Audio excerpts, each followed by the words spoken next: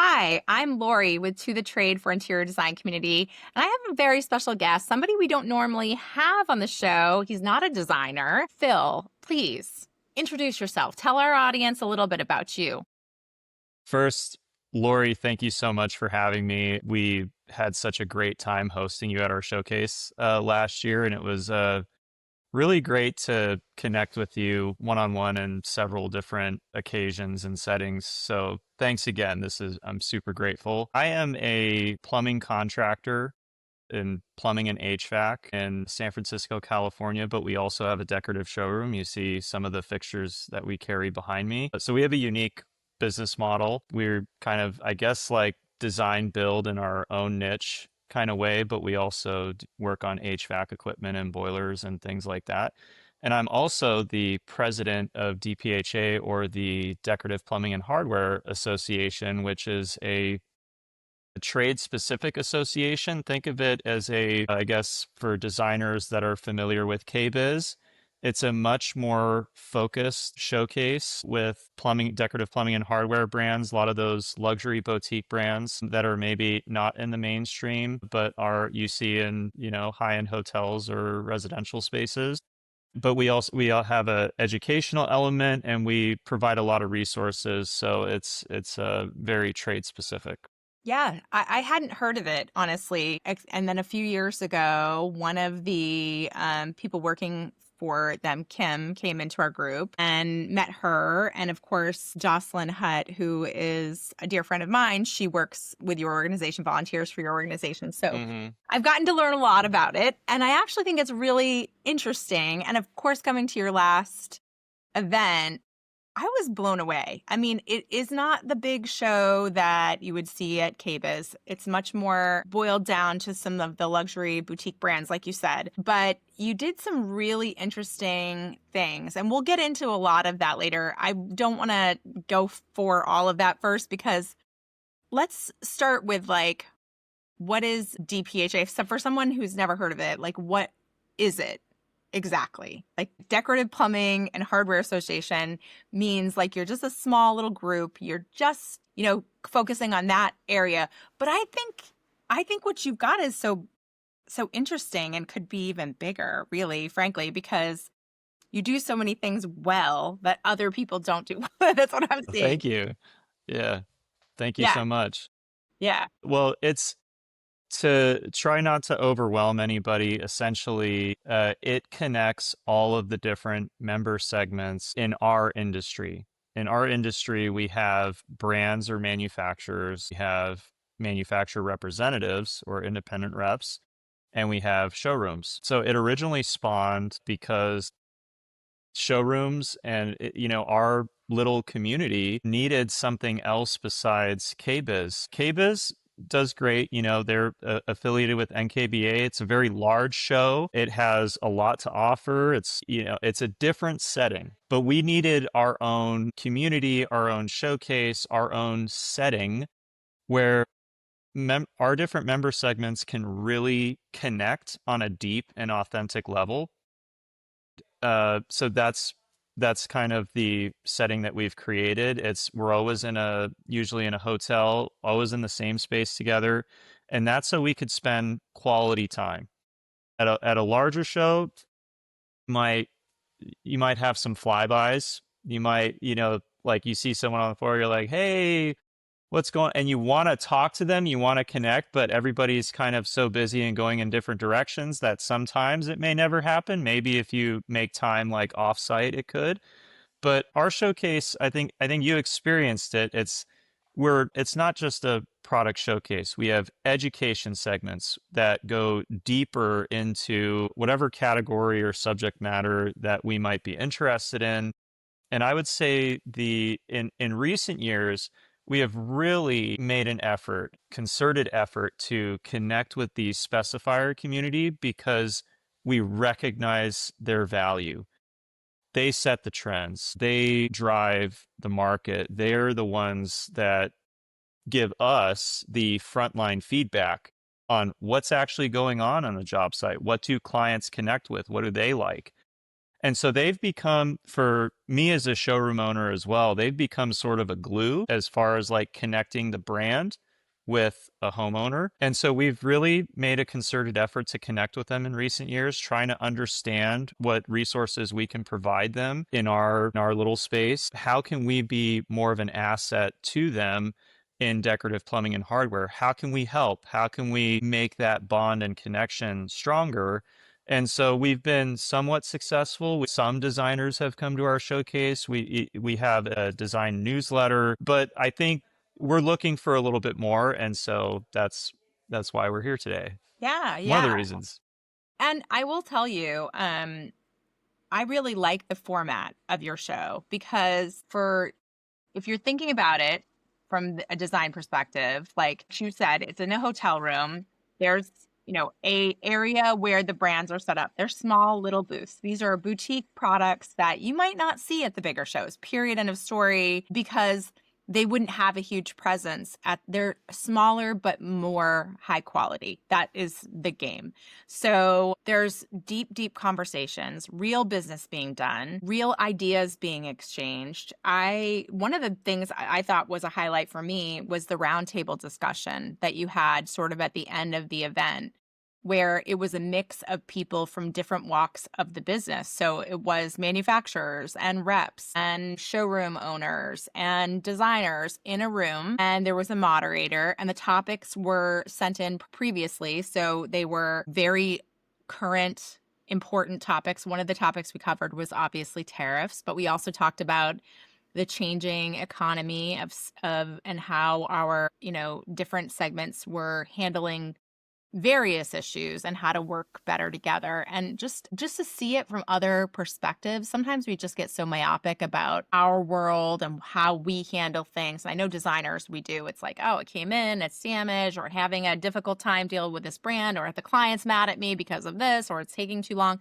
We just think about our own world and our own problems, and we don't think about the various ways that other people are dealing with their issues and how they are dealing with their issues. And so many times, just knowing that little factor can be a huge, like, oh, okay, now I get you. I have empathy for you. I understand where you're coming from. And it was really interesting. We talked about real things. It was very closed off and private. So it wasn't like, this is going to make it out there. If you really wanted to talk about top secret stuff, you were allowed to. And everyone in the room really was respectful of open ideas and thoughts. And I thought it was really long too. It was like a 2.5 hour discussion. And I felt like it was incredibly high value, like incredibly high value. So how did you figure out that structure? We've figured out the structure because we send out a survey every year, and we take the feedback really seriously. And what we were noticing was we were noticing that there was this pattern of people wanting more interactive segments or breakouts. I mean, and it made sense because in the board meeting, we were always saying like, okay, so what are our strengths? Okay, it's all about connection, authenticity, people getting together, sharing resources and ideas. Well, we need to create the setting for that. If that's what people want, and if that's what we're saying is a strength for our association, then we need to provide those opportunities. And we were finding, so we started one year with roundtables, and we plan ahead. We don't just say, hey, put all these people in a room and let's just start chatting. We get feedback on real topics that people want to talk about, issues, real events that could be happening, and we implement that. So what we were finding was that there was that we would like say, we'll do like an hour and a half and, whatever. And that we were going much longer because all of these conversations were happening. And even, it doesn't matter. I mean, even sometimes there's competitors in the room, but they want to talk to each other and they want to figure out, what's going on in the market, what's going on in the industry. And so, yeah, people just want more interaction, and we do it not just through roundtables, but we've also started some other interactive segments that have spawned some, more relationship building, networking, and even not, throughout the year, not just at Showcase. I think you mentioned Kimberly's doing such a great job with hosting these interactive webinars that are keeping people engaged throughout the year. So we're expanding on that as well. I would just say overall, like the association is just it's a deeper dive. And I think that's what people are seeking is it's if you're in a niche environment, you can't just deliver basic content or stuff that only scratches the surface. People really want to know in true substance and at the core of what's going on. And sometimes you only get that in a smaller, intimate environment and community. Yes. Yeah. Yeah, and I mean, I think that that's where you can have real change, real, and it's policy, it's general policy. I mean, I know one of the topics that we discussed that I don't think would be, hard, would be not public is that, when we were talking about tariffs, how do you present that to the client? Some clients want that hidden, so it's just part of the price and you're not seeing it as a line item. Some people want that as the line item so that, well, hopefully they're protecting that major brands or even smaller brands aren't going to, if a day comes that these tariffs don't exist anymore, we don't want that to be the standard price anymore. We don't want Mhm. inflated, costs, especially if it's a significant price increase. Yeah.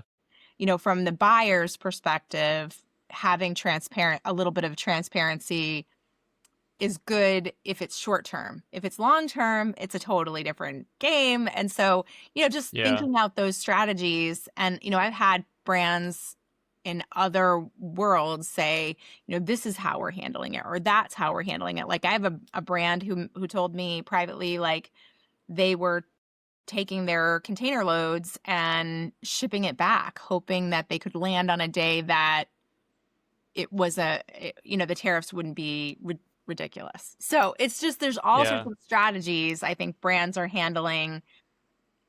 how they're handling this so that they can make the best decisions for a huge amount of people to keep the costs as low as they possibly can and to give the service that they need to serve the entire down chain, including the showrooms, including the reps, including the designers. And so having those open dialogue conversations about Hmm. real business problems and understanding how other people are handling different segments, it's just so eye-opening. I mean, I love that you're doing it. I had a couple of people in your brand talk about how to sell in comparison, how to sell against, some of the bigger brands that are more recognizable. Like, what do you do when your designer only wants, a Delta product or something? Yeah. And how do you work that out? And what kinds of events do you have in the showroom that designers really value?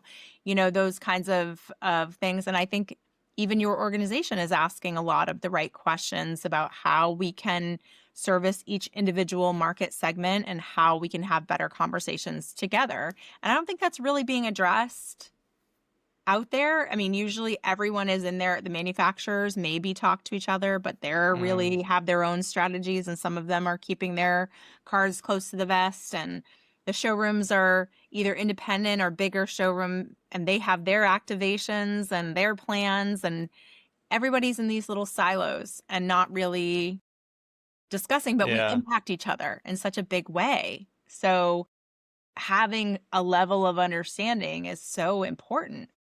Absolutely. I think the point you're bringing up about better mutual understanding and awareness of what our two communities are going through is really essential. And Yeah. that's what our goal is. I'll tell you that I never fully understood the interior design world. Didn't know what they were going through. I knew that I was working alongside them, but it wasn't until I started going to events like through ASID and other specific organizations, and then I started going to some presentations.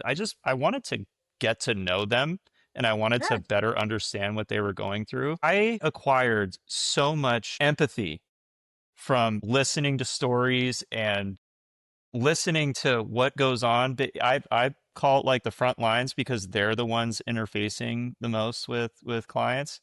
And I was like, oh my God, I know. it's it's a lot. It's a It's lot. sometimes, yeah, sometimes you're a therapist, sometimes Yes. you're you know, you're working through, you're not just decorating or designing a home, you are in it Yeah. with those people. And so I really, Sometimes for 3 years. I mean, it's yeah, a long-term relationship. I mean, and everything that goes wrong along the way or those last yeah. straggling pieces that just haven't shown up yet or, Yeah, you know. and so really, so at that connection level, I was like, wow, it I attained a lot of empathy. I understood them more. I would and but what that helped me do was I was able to better service them because I understood what they were going through. I was able to Sure. anticipate problems where they might need more help and like even the post sale. So like I call it in our showroom, I call it the post sale phase, where it does not end at the transaction. Just because someone gives you an order doesn't mean it's over and they have the product. No, there's this whole phase of the product's got to get installed, it's got to work, and the client's got to be happy with it. That could take months or even a year or two before you finally see the full life cycle of an order. So I better understood that, and I was able to share that knowledge and expertise with our team here and our technicians and plumbers too, not just our design consultants. So that's what we're trying to achieve in DPHA is just it's not just with our own member segments, but now we're trying to reach out to trade professionals and we're trying to build better connections so that we can better understand and better service them. You brought up tariffs. That was a huge topic in our Sure. roundtables, and there was a lot of things going. I mean, people are obviously, it was going to be a hot button issue. And I think the biggest takeaway for me in that was it's like, look, I discovered, and a lot of us discovered, that transparency is a currency. That the more transparent you are with whoever the client designer or whoever, you need to be transparent because as I'm sure as you know and you've experienced that any surprises that come later, you lose trust. And once you lose trust, it's gone. And Right. so now more than ever, transparency is a pretty high value currency. But another takeaway was a behavior or approach about selection, about product selection. I just say I'm transparent first. And then I say, look, you may want to take a more decisive approach with your product selection phase because these prices they may change next week. I don't know. Right. Right. So, yeah, so it could change, it could alter your whole presentation, your quote, whatever you're presenting to the client. Be decisive, refine your skills in like, figuring out what is needed, what is wanted, and all of that. Try to avoid these long periods of deliberation or back and forth or indecisiveness or arguing, whatever could be happening. I don't know. And so those were two major takeaways and that and manufacture and now we understand manufacturers like because of that unpredictability manufacturers like well we don't know what to do but guess what? Showrooms want transparency of where their materials are coming from. So Right. now we place a higher level of accountability of like, okay, well, you say your product is made in Germany or Italy. Is it really? Or is like some of it, is it assembled there? Or is Right. it made, and so we have almost like placed more accountability on the manufacturers through those conversations of like, hey, you need to be more transparent about where your materials are coming from and the manufacturing process, not just where something's getting assembled, where it's actually made. People want to connect with that story. They want to know the story, they want to know where it comes from, and they want to know how it's made.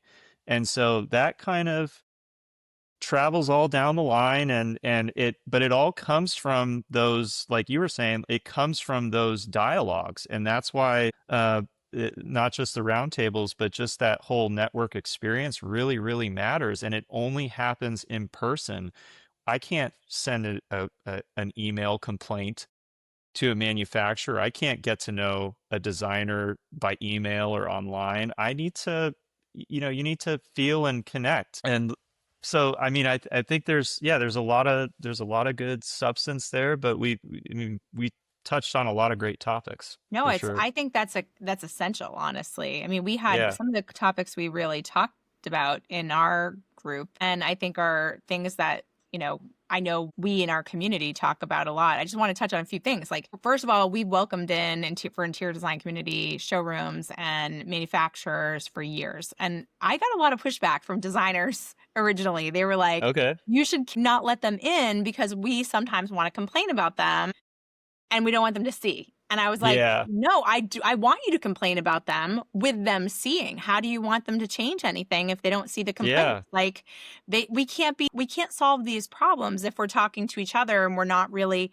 I mean, they didn't want to have any punitive Yeah. reactions to their complaints. They wanted to be able to vent with peers, which I understand. And I have explained to the manufacturers, you're here to solve the problem. You're here to, and believe me, the feedback I get from the reps, the showrooms, the brands, they have completely changed the way they've done business because of the empathy level. So I believe Hmm. it has made a huge positive impact on our industry that these people can hear the problems, understand where the issues are, and can Hmm. navigate it. Sometimes it's a hugely expensive thing. We were having we did a work with Design Edge. They're a small trade show as well. And we do a conference. And one of the things that we did last year was, for the first time, was have a panel discussion, was 3 designers, and the audience, it was the day of setup. So the audience was the manufacturers they're on the booth, on the show Yeah. floor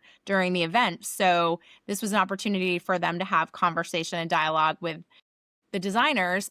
There were lots of positive changes that happened just because of that conversation for the next day, even. Like, we had a brand, one of the designers was like, if we're at a trade show, obviously we can't collect a million lookbooks because Yeah. we're going to look at that online anyway. So if you just have a QR code or something like that, I don't want to carry a bunch of stuff that I'm going to throw away They anyway. want finished samples. Yeah. And even then, only the ones that they care about, Yeah. Yeah. if you're in, let's just say, Hermosa Beach or LA, the amount Hmm. of room you have, because the cost of real estate is so expensive, the amount of room you have for sampling is small. And so Yeah. you have to keep your sample area very tight to what you are going to be specifying. And so even finished samples, like, they don't want a million of them. They want what they're going to be using in the next couple of years, because they can't store that at a huge expense to them. And Hmm. so there are times when the generosity of the brand, they're thinking like, I want to give one to every designer in your firm. No, they're going to get thrown away. Give one to the firm. That's it, because they share the samples, and then it comes back to the sample department. How they work their sample room, you need to know so that you're not wasting your resources. And then the other thing that we talked about was that, their emails are always flooded after any show, right? So, or before a show. And I know, because I go to all the shows as well. I get And for them. some reason, Yeah. you and I probably get the same emails, because they don't, Yeah. it always is random. I'm not a designer, but I'm getting the same emails as a designer saying, oh, you've got to come by the booth, make an appointment, see our sample. I'm getting 100 of those before the show. Yeah. And then after the show, so lovely to see you, blah, blah, blah, blah, blah, about our new product lines, if Dropbox, blah, all of that stuff. Well, Yeah. I'm getting hundreds of those on the same days. So there's no way I can look at all of that. There's no way any of the designers can look at that. And we suggested, and this is a really huge tip, was that brands should engage social media more and reach out via DM, reach out via just having real conversation with, and showrooms can do this too, reps can do this, like, reach out on social media. It's less clogged as far as, like, correspondence all the time. And Hmm. one of the brands took that seriously. And the other thing I will say, just before we move forward, is that in the year of 2026, um, Instagram is now adding DMs to the algorithm. So it is actually going to help you to have more DMs coming and going from your DM. It will help I didn't your, know that. yes, it's a I huge did not know thing. that.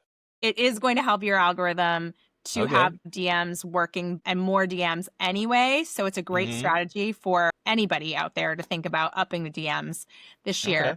But one brand took it upon themselves after the show to DM each designer who came and just like, hey, da, da, and they were blown away by the response At the because at the they were getting, it's a conversation you just started, not a drop something in my inbox for me to look yeah. at. It was, hi, oh my gosh, it was so nice to see you at the show. What is it that you're doing? What projects are you working on? Or Yeah, yeah. you're DMing, you're texting them, you're having a conversation with them, you're not selling them. I Yeah. think that's what we need to be considering, is that designers have thousands and thousands of choices for every category, and they're going to go to what they feel is comfortable, but they're also going to go to the people that they feel they have a relationship with. And you don't have to end that at the trade event. You can keep that conversation going and real relationship. Like, you can notice the Mm-hmm. designers that you're working with. Like, did they just get a new project that you can tell is a bigger project than their typical project? And you can say, whoa, I saw you leveled up. Like, it's a human being experience. Like, Yeah. even from the trade show, even the manufacturers, they're human beings too. They have, they're everybody that works for them has kids at home and, braces to pay for and things that they are required to do. So, Totally. seeing each other as people is only going to get our industry tighter. And I also wanted to talk about your storytelling conversation. We agree with that 1000%, Mm-hmm. that the designers are walking into those clients' homes without a whole lot of you know, information. The clients have never heard of any of our brands. So they have to create this magical moment. Why is this faucet, $1,500 where I can go to Lowe's and buy one for $300? It looks the same. It might even be the same brand. You know what I mean? Yeah, you can say it's heavier, you can talk about it, but I need some stories. I need some magic to be able to, I went to Delta Brizo, and the industrial engineers came out and they talked about how they made the Virage, and it was hand honed for the first years. The guys literally got bigger muscles on one arm because they were hand honing in them, and there was Uh-huh. a lot of breakage. Like, they had, I think, 40 or 50% of it was failing at first, because it was supposed to be an engineering marvel to have this bend in it that it had, and it was work to make it actually work. You need those stories. That's why it's expensive. It's something that isn't typical, done for beauty, but you still need it to run and function and not clog. I mean, it's a faucet, so it has to work that way. And Mm-hmm. so, and the materials that are involved in inside and outside. And the designers have to have that information too, so that they can say why it's expensive and can say it's why it's worth the extra expense for the client, and that it's special and that it's something that they're not typically going to see out there.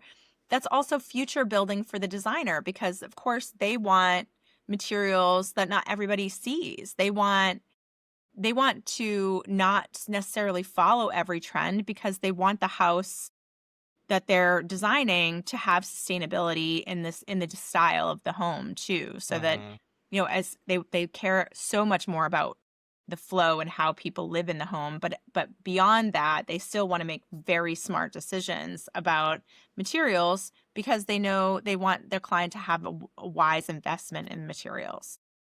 They have to be 100%. product experts. They have to know everything. They have to be able to sell it all. I mean, they are selling thousands of products within every project. It's remarkable that they can remember as Mm-hmm. much as they do. I I'm amazed. That was one of the things I was amazed about, is that I could be an expert in this, decorative plumbing and hardware. That's a niche category. But designers have to be experts in everything. And that is mind blowing to me. It is. That, and I would say like the storytelling aspect we're learning is the essence of how somebody connects to something that they're buying. Sure. And it's going in their home and their bathroom or kitchen, which is a very intimate space. And so we're finding like, yeah, they want to know more about it because they want to feel connected to a product. Almost it gives them more value. But beyond that though, I like to very simply kind of like there's a lot of parallels between our industry and like I would say fashion. You could make an easy analogy and say like you were talking about a lot of the big brands before, like how do you distinguish or determine like why do we use this big brand and why do they only want to use that versus all these boutique brands? Kind of like fashion, you're exposed to department store. You go into a department store, see a bunch of basic brands. You know them, they're familiar. They spend tons of dollars on marketing, but because they have a lot of money. And then you have fast fashion brands online that you seem to see like on Instagram or like targeted ads. You're like, oh, I've never heard of this brand, but I'm getting a bunch of ads for them. That happens in plumbing and hardware. You have these huge brands that everybody's familiar with and everybody knows, and there's like this immediate connection of like, oh, I know that brand, they must be good. Fast fashion brands that you get ads for, like you're like, oh, I'm getting an ad for a $900 smart toilet. Yeah. It looks really nice, and then it works for a year or Yeah. something.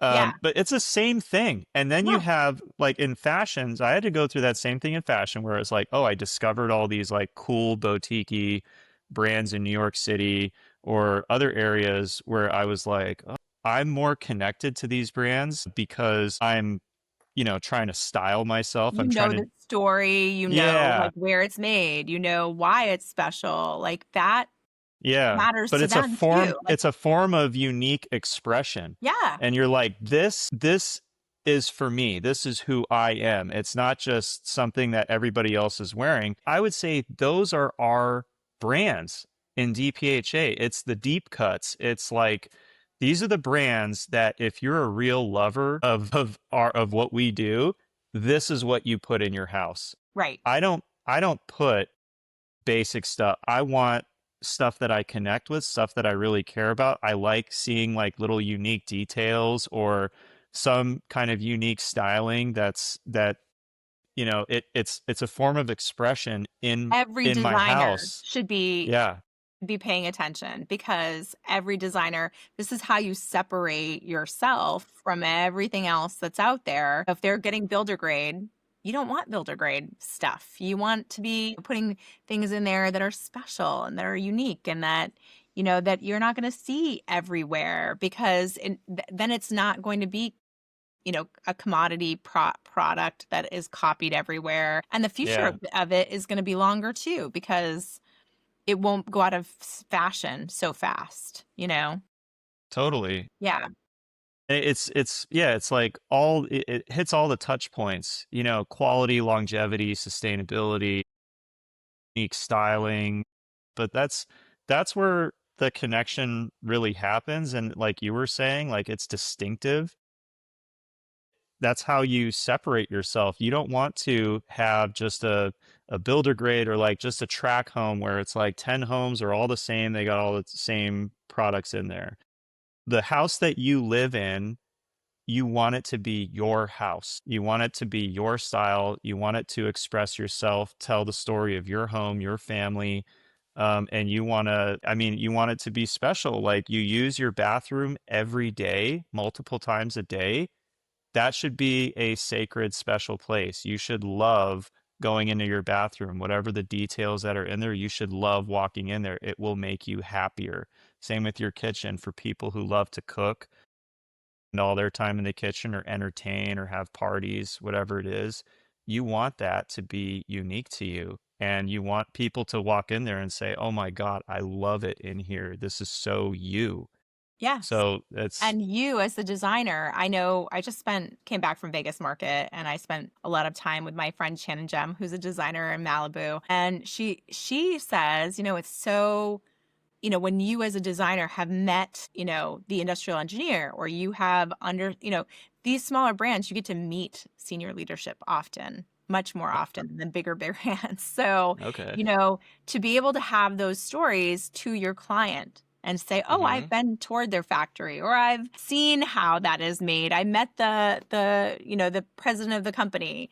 These stories help legitimize your role as an authority in the product selection process anyway, because then they, as the client, and she's like, I've heard that parroted back to me, later. Mm-hmm. So the client will say, oh, my designer knows the president of that brand. She's toured the factory, or my designer, they Yeah. love that too, because this isn't like a Louis Vuitton bag, that people Yeah. instantly can spot and can be jealous of. They want the And a lot little of them are family secret owned. story. They're Yes. not, yeah, Yeah. they're not owned by some, I mean, some brands aren't. There's a lot of consolidation. That's a Sure. different Sure. conversation. But a lot of these factories that you go to, or a lot of these brands, they're family owned. I took, Generations too, by the yeah, I way. took, Generations. yeah, like we actually took a couple of designers to the Hydro Systems factory in LA, and you got like the brothers and the sisters working there, and you meet all of them. And then they Yes. have, and then it's like, the people who shape the tubs, it's like it's right there. The office is here, they shape the tubs right there, and they all interact, and like they're friends, they hang out outside, and you get to know them on that level, or like, and so there's none of this like separation, or like the factories over here. Like I was, that visit, it was mind blowing for me, but also the designers were like, wait a minute, your offices are right here, and then there are the tubs, and then the technical department is right there. We're like, yeah, they all I work together.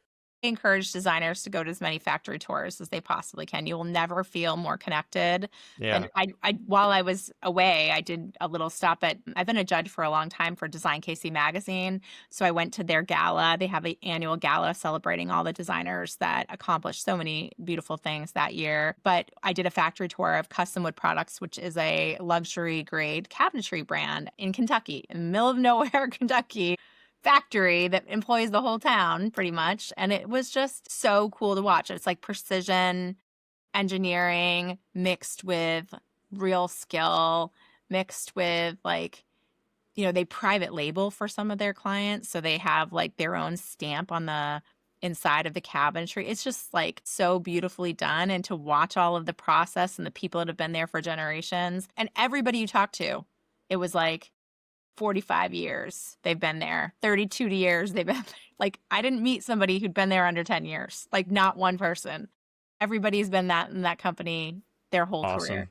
It's the Yeah. coolest thing ever. You want those Yeah. stories to tell your clients. Like that is, you know, really like this is really impacting real people, and they care so much about the quality. It I goes think it through affects the several way people processes. shop too. Yeah, When you go into a store and you see different people working there, like you go in there next one, it's like, oh, it's a new staff or there's new people. You feel less connected to the store because there's such a high turnover. nameless, But faceless, blah. yeah, Yeah, like yeah. I've been here. I mean, we're a family company, so I've been here my whole life, but working full time for like 15 years. And all like people reach out to me, be like, "Hey, are you still there?" I'm like, "Yeah, still here." But I've noticed that it affects the way that people, there's a familiarity and a connection to like consistency of people Sure. who stay in a company. So I mean, yeah, that's a as amazing that they've been there for so long, the company that you visit. Yeah. It's exciting to see. And I want to switch gears a minute, because the second I heard about you, like I just heard through the grapevine that you were coming in as president of DPHA and you were going to shake things up, and that you had a lot of energy and you wanted to do big things, and you have only a limited time to accomplish it. What's on that Yeah. dream list? What do you want to see happen for DPHA in your term as president for this organization? I think we've talked a lot about those points. Is one of them, the obvious thing that we've talked about is increasing that interaction and So better you want more aligning. designers to come, for We sure. do. Do you Yeah, have a number on that? Do you know, you're like, I want 100 more designers to come, For for 1,000 more me, designers to come. for me, like I think the most we had was like over, I think 50, I think it was like 58 or something. For me, the milestone would be 100. 100. Yeah, that's just, I mean, but that's just the milestone marker I'm setting. Like Sure. if we go to showcase this year, it's in Salt Lake City. If we come back and we're like 100 designers came to the showcase, I'd be like, wow, Yeah, that's I did it. what a major success. Yeah. So if I were to quantify it, it'd be 100. But sometimes like I host events here with designers and, like I get a ton of RSVPs and then like 3 show up. But sometimes even like the 3, we like really connect. And so I'm like, you know what? That was successful because you even got 1 really or 2 really good connections. I think Although I want to give you guys a hint. If you yeah. RSVP, and if you're listening to me, if you RSVP, and I've heard this from numerous brands that this happens so often. And I, even from my perspective, like if I'm doing events, and I have multiple ways I do events. So if I'm doing an event that I know you have to be there, I will get your phone number. I will tell you immediately when you RSVP. I'm like, look, this is an exclusive event. It's a sit down dinner. Like, you cannot be late and you have to show up. And if you don't show up, it counts against me, just so you know.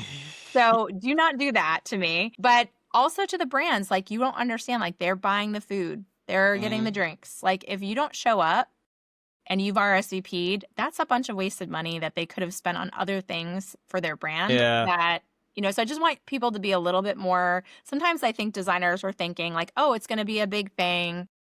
They won't Yeah. miss me if I don't come. My kid's sick today. And I get it. Like, I mean, my kids have been sick and I needed to stay home for things. So I Yeah. totally understand. But it is a big deal. Like when people are putting events together and, think about that in terms of the relationship you want to have with someone. I mean, would you want a client, a potential client, to make an appointment with you and not show up? Probably not. Yeah. So just be a little bit more, and I don't mean this as a lecture, but I just want you to know it does go noted. It does get Thank you. noted. I feel so seen and heard. But yeah, I mean we would that would be a great turnout for us. I would love Just that. And I yeah. hope that, I mean, so I've been helping Lee with Design Edge for a year and a half. And one of the things that he does that is, I think, really, really beneficial to get people there, because he has a commitment. It's a brand new show. It's only been in existence for 4 years.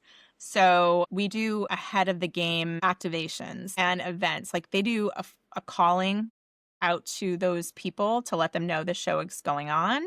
Mhm. They have a lot of programming that is like immediately useful to the designer too. So creating the messaging that is very specific to the person you want to come, like this is what you're going to get out of it. This is how much, because even if it doesn't cost them, or if it does cost them, or whatever that might be, there's only so much they can do. Like there's so many trade shows, and it's always time away from the business.